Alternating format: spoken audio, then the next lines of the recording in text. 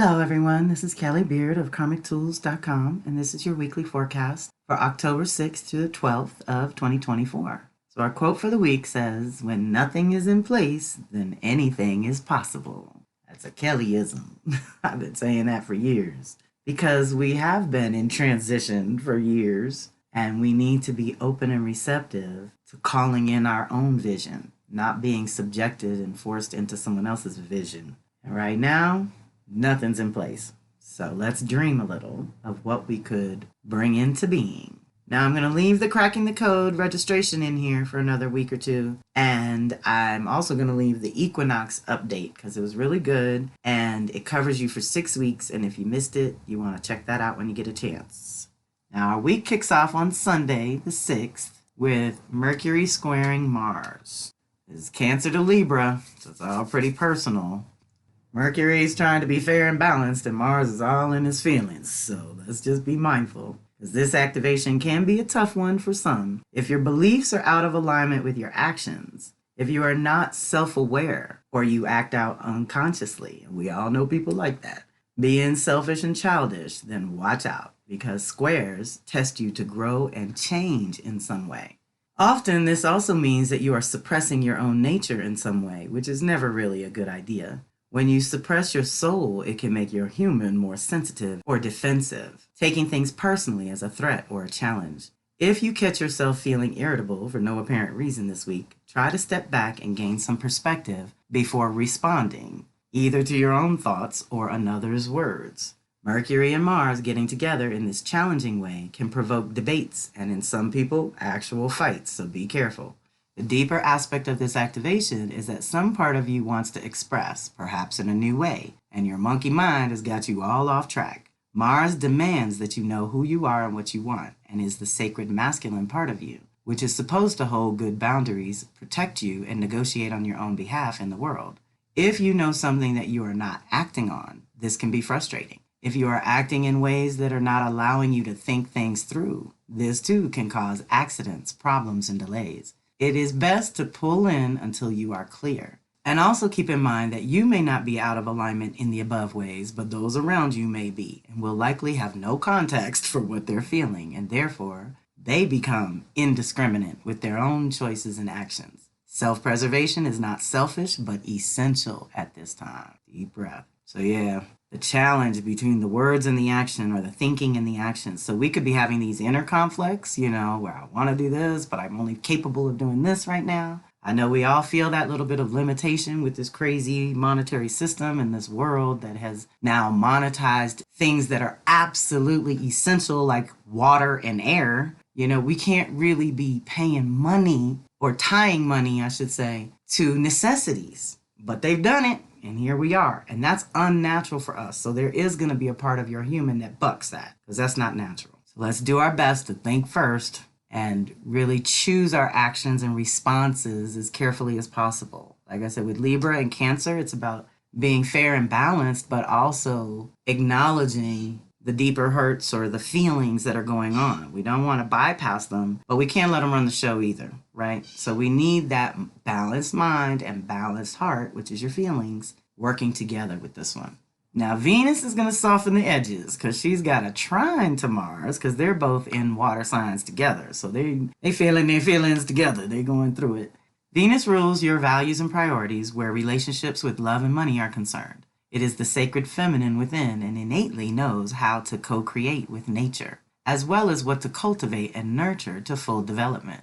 Mars rules your desire nature and your inner sacred masculine, which is responsible for getting your ideas into the world, maintaining your personal boundaries, and negotiating on your own behalf. When both are channeling through you in a balanced way, like now, what you create and how you move through the world becomes a beautiful dance, or at least a much more interesting story.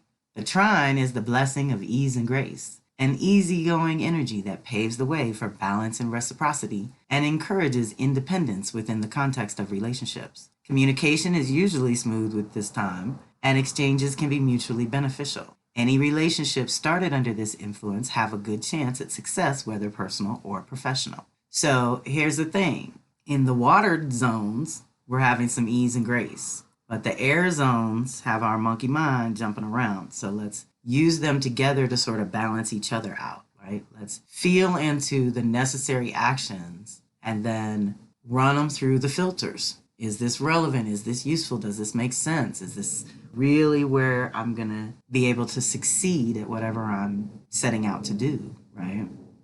Also on Tuesday, Mercury will trine Jupiter. So now I'm thinking a little differently.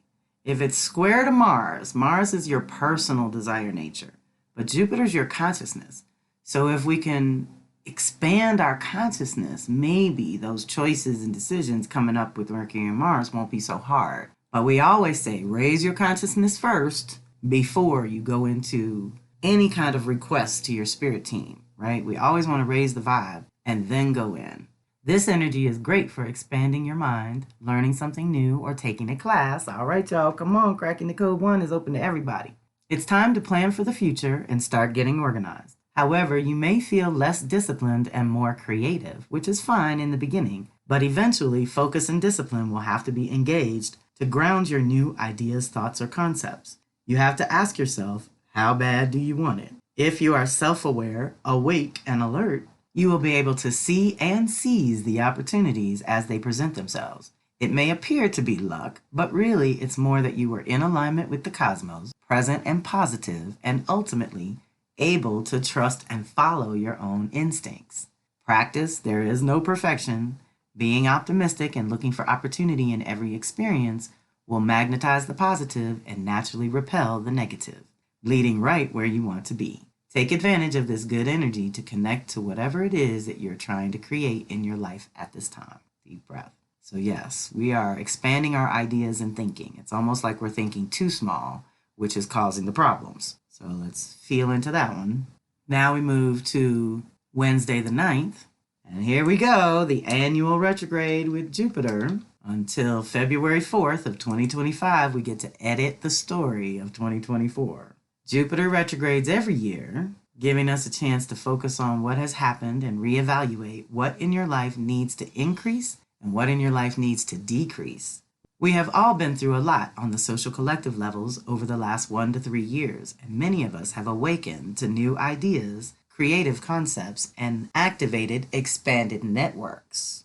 This energy is going to encourage us to possibly go back to school or delve into certifications and definitely expand our consciousness, up-level our knowledge base, and learn something new. This is the whole year of Jupiter and Gemini, but now we're reviewing what we've learned so far. It's been there since May. It's time to fully embody and truly express your new ideas and thinking by making new choices and different decisions. You can use this retrograde period to review your creative ideas, explore your thinking a little deeper, and change your perspective on the story you're telling by the level of consciousness you are expressing. Jupiter expands the focus on your ideas, thoughts, concepts, and consciousness, something else we can actively improve with Jupiter here for a whole year. Being open to new thinking, expanded consciousness, and a new narrative is going to be necessary for you to go forward with earned wisdom and evolved consciousness. During the retrograde, you should also be mindful of the shadow of Jupiter in Gemini, which is extremes, mind games, exaggeration of the facts, lying, deception, and manipulation, and being scattered and mentally unstable right as we go into election season. Oh my God. So power protection. Everybody activate your shields because this is just chaos. Jupiter will bring blessings and improvement to your Gemini department. However, if things are not going well for you at this time, be mindful because Jupiter's influence makes everything bigger, good, bad, or indifferent. And the biggest shadow of this energy is what we call a blind spot, when you're so focused on the big goal that you miss something crucial right under your nose. Let's review the story we're telling and check in with whether or not that story is still true or even worth telling. Could you edit and improve it during the retrograde? Let's give it a shot. And I love to have you all thinking about cycles. You know that's my thing. You hear the blue jays screeching outside? They're having a party. So I always put in these years to reflect on, the years that Jupiter was in mutable signs, which is Gemini, Sag, and Virgo, Pisces. Here we're looking at kicking off the cycle now in Gemini, 23-24. Last time it was in Gemini was 2012. Then it's going to go on in 27 to Virgo, akin to 2015. Last time it was in Virgo. Sag, it'll hit Sag in 2030. Last time it did that was 2018. And then in 2033, 34, it's going to hit Pisces. The last time it did that was 21, 22. So we've already been in a zone here, right? We've been working through our processes and our consciousness and trying to evolve and elevate. And at the same time, we have to change some things along the way as well. So feel into those years, feel if you did expand your networks, make more friends, travel more, go back to school. What did you do during 2012, 15, 18, and 21, 22? How did it go during those years that Jupiter was in mutable signs? So for my mutable babies, that's a lot. It expands your whole world, you know? And so wherever you have these energies activated, Jupiter comes along every 3 years and expands things, let's just say.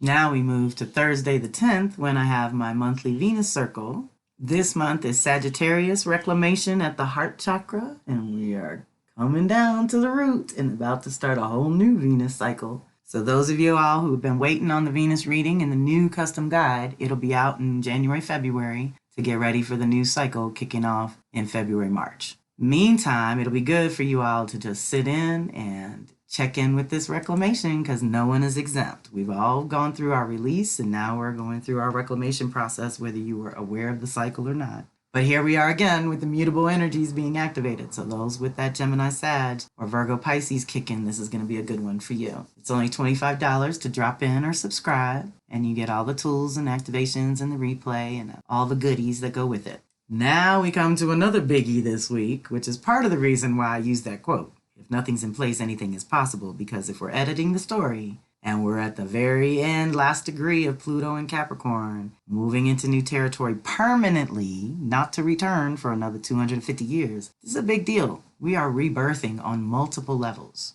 So here, Pluto's going direct in Capricorn until November 19th. Now, it'll still be direct November 19th, but it's going to re-enter Aquarius, and that's it. So we basically have a month here to finalize all the Capricorn cleansing we've been doing ourselves on a micro level, while we acknowledge that the macro levels will never be the same because Capricorn rules government, institutions, education, healthcare, all the things that have been revealed for their toxicity and ineffectualness. I don't know if that's a word, but they haven't been effective. Part of that reason is that they were conceived 250 years ago. We ain't there no more. We have moved on. We need some new rules and some new containers and some new structures and social structures in particular, y'all. So let's be dreaming that up. I know a lot of people doing good work in the world. It doesn't get a lot of pub. You know, all the only things that get publicity are all the negativity. But we have a lot of people working in this alternate dimension, getting things together for us to move a little smoother through this world. And you're part of that. So whatever you're contributing is contributing to our elevation and evolution. So basically, Pluto has been in a 16-year-long evolutionary and transformative process in Capricorn. Now, when it goes to Aquarius, it's extending that to 20 years. It's going to take even longer in Aquarius to clean up. This is also the sector of your chart where we're digging deep and maybe activating other planets that you have in Capricorn or Cancer, Aries, or Libra by default. That's the cardinal babies. So it's good to look at this as an ongoing purification and transformation in this department of life, and subsequently the other 3 areas too. However, 2024 brings its final dip into Capricorn once and for all. Pluto moves generations and great numbers of people along their evolutionary path. However, every year when it retrogrades, it turns that energy inward, giving us unique access to our own depths where our soul self resides. When it goes forward, like today, it is a very gradual awakening process that develops from there. Transformation happens behind the scenes and often out of the prying eyes of others, as well as your own conscious mind, because this is deep soul work that only you can do. What have you really purified and transformed this year? Or what would you like to? A couple months left to bring it home. On a personal level, Pluto helps you dig up any destructive unconscious patterns, strips you raw and confronts you with who you are and how you will survive when nothing and no one else is available to help or support you. I also like to think of Pluto as our buried treasures, and like diamonds, it requires a very special task to release from within and bring them into the light. Often because Pluto rules death, rebirth, and transformation, something is sacrificed for your own greater good. Although it is sometimes painful and can be debilitating to some, it doesn't have to be, but it almost always is A, necessary, and B, ultimately liberating. Ashe, bring it on. The retrograde afforded a certain purification in the sense that you are now better able and supported to truly let go, strip away the non-essential in order to reconnect with your original intent. Change is greatly supported at this time, so anything that you are really ready, truly willing, and finally able to change can be transformed forever. Capricorn gets everyone focused on choices and responsibilities, as well as the structure of life that supports and protects you, and the overall stability of whatever house it rules. This final purification and transformation is going to take us forward into the Aquarian age, and we will begin to explore the power and toxicity of combining human or natural life with technology. Where Pluto spent 16 years in Capricorn, it will extend its stay, like I said, for 20 years. So buckle up and pace yourself. We are in for a transformative ride.